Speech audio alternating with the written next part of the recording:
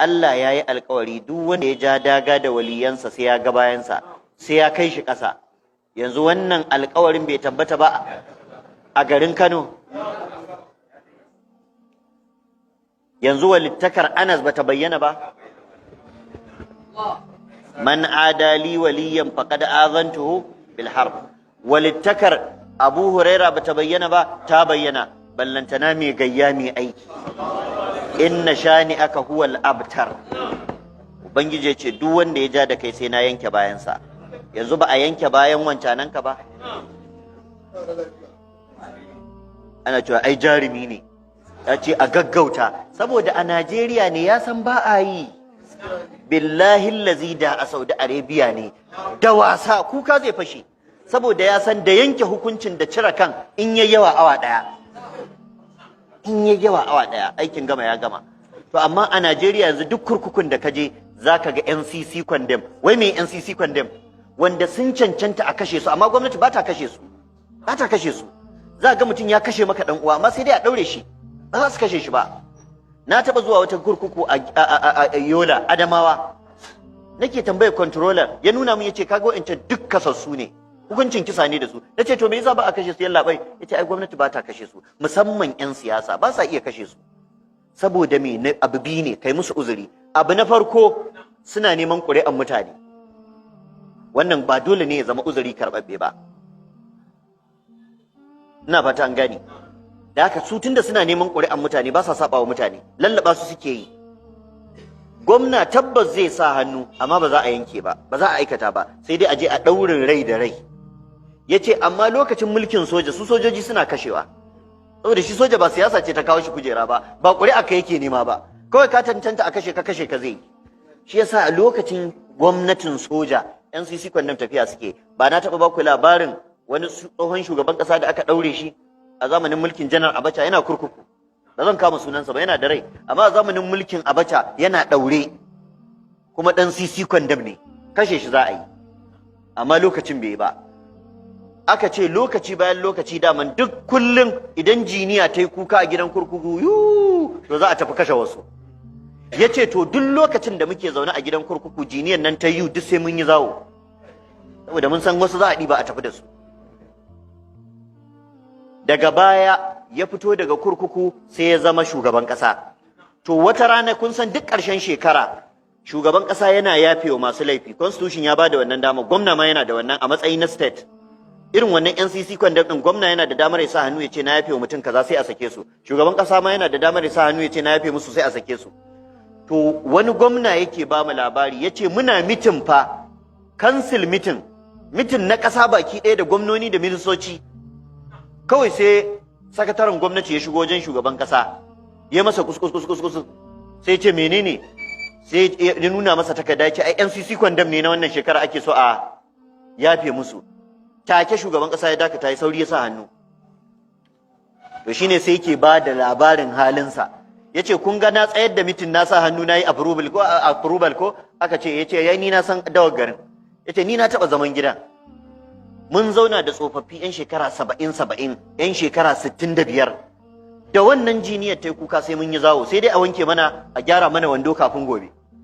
Yace to shi yasa da wannan matsalar ta zo ni da yake na taba rayuwa a wajen na san halin da suke ciki, ne sauri na sa hannu aje a sallame su. To shi ma abin da yasa ya cika baki ai a gaggauta, billahi lazi ya san ba za su yi bane, ba a yi.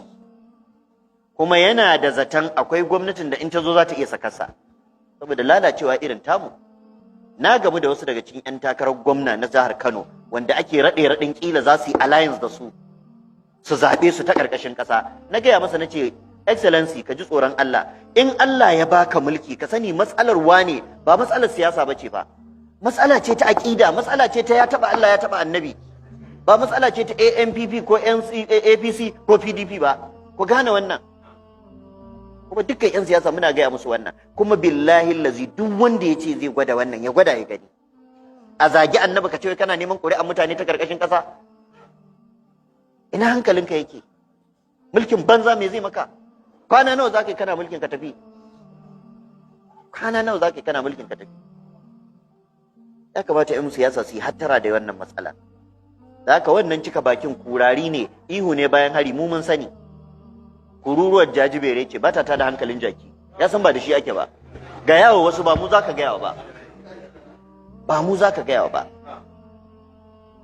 Amma in irin wannan ne, in ka cika jarumi ne kai, Saudi Arabia za ka tafi kai irin wannan abin da kai a Najeriya, ka gani in za ka kwana. A nan ne in ka fito ka bugi kirji ka ce a gaggauta, to sai mu san jarumi ne kai, saboda ka san me yin ne. Amma nan ba mu yi maka za su yi ba. To sannan uzuri na biyu da zaka ba wa gwamnoninmu musamman na siyasa da ba sa sa hannu a hukuncin kisa shine turawa tsinannin Allah. Daman su ajandar su kenan a zagi Allah a zagi Annabi. Duk wanda ya zagi Allah ya zagi Annabi za su ba shi kariya. To idan wani gwamna zakakuri ya sa hannu aka yi dokar aka zartar, to za su dana masa tarko sai ya sauka. Yana sauka suna da wata tsiya da suke ce da ita kotun duniya. Kotun duniya. To sai su kuma a dokar ita kotun duniya duk kasashe sun sa hannu. Ita kotu ce wacce take shiga kowace ƙasa ta aiki. Da haka za a iya turowa daga inda kotun take a ce a Najeriya ana neman wane ya je, kuma haka za a miƙa ka.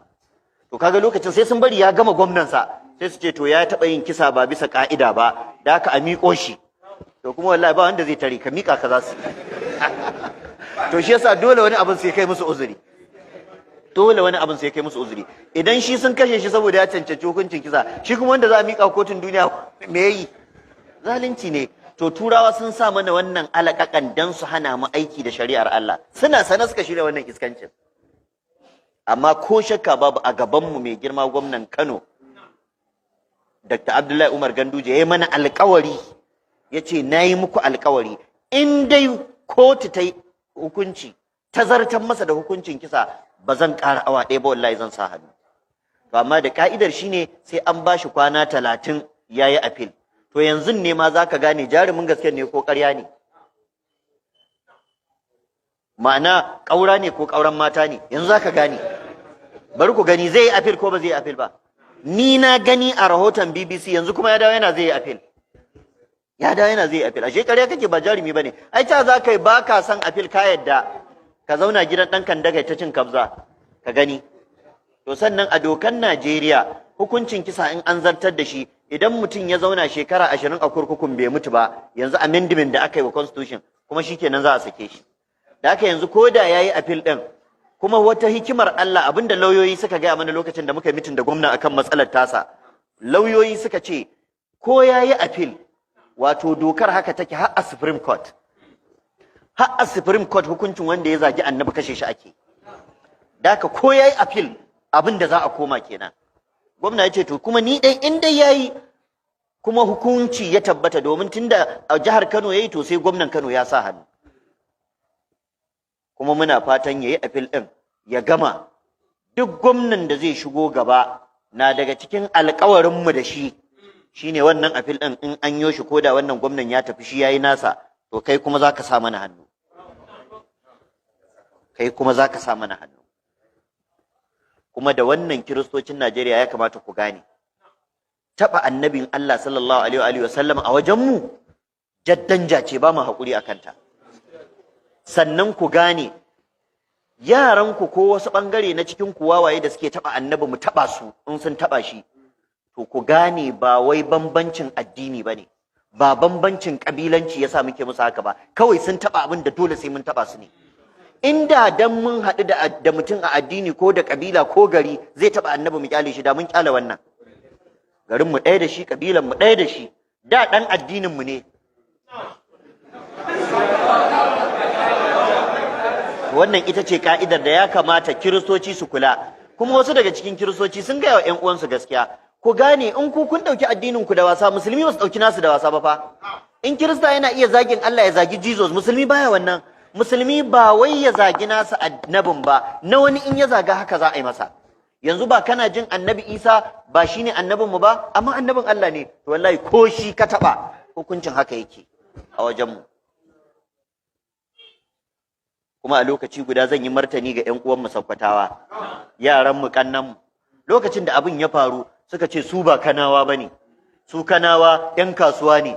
Inda su ne aka taba annabi sheke mutum suke yi. A'a muna shiƙan mu ma. Amma mu shiƙar ta ƙa'ida muke bi. da doka da oda. Yanzu wannan idan aka kai shi akwai wanda za a zo a kama? Amma ku da kuka kai da bora duk da kun kyauta, amma ƙarshe sai hukuma ta samu damar ta zo ta kama sauranku saboda ba a kai kotu ba. Amma mu kun ga yadda muke tamu shiƙar, sai mu kai ta har kotu. Kuma wata hikimar Allah ce don ya daɗa matsa shi, ya daɗa kafa masa hujja. A lokacin da aka titsiye shi ya ce minti 10 aka bashi, amma yanzu shekara 1 da wata 6 aka bashi. Din nan ma bai isa ka kawo hujja ba? Sai ce wai an jujjuya masa hujjoji. Ai sai da abu ake juya shi, babu ya za a juya babu. Babu, ta yaya babu za ta juyu? Ai akwai ce take juyuwa. Inna fi dhalika la ibratan liman yakhsha. Inna fi dhalika la dhikra liman kana lahu qalbun aw alqa as-sam'a wa huwa shahid. Gani ga wani ya ishi wani tsoron Allah. Kuma ganin buzu a masallaci ya isa tinkiya me? Ya isa tinkiya wa'azi. Ubangiji yace alam nuhlikil awwalina thumma nutbi'uhumul akhirina kadhalika naf'alu bil mujrimina wa innaha labisabilin muqim wama hiya min adh-dhalimin biba'id. Daka narkon Allah da alƙawarin sa ne kare annabi ya wulakanta duk wanda zai taba bangaren sa, billahi allazi alƙawarin yana nan sabo dal aleda. ‘Yan jiya sun ɗanɗana, ‘yan yau za su ɗanɗana, ‘yan gobe ma za su ɗanɗana. Alƙawarin Allah ne babu sauyi. Wa'adallah la yukhlifu Allah wa'ada, walakin aktharan nasi la ya'lamuna. Allah ya sa mu gane.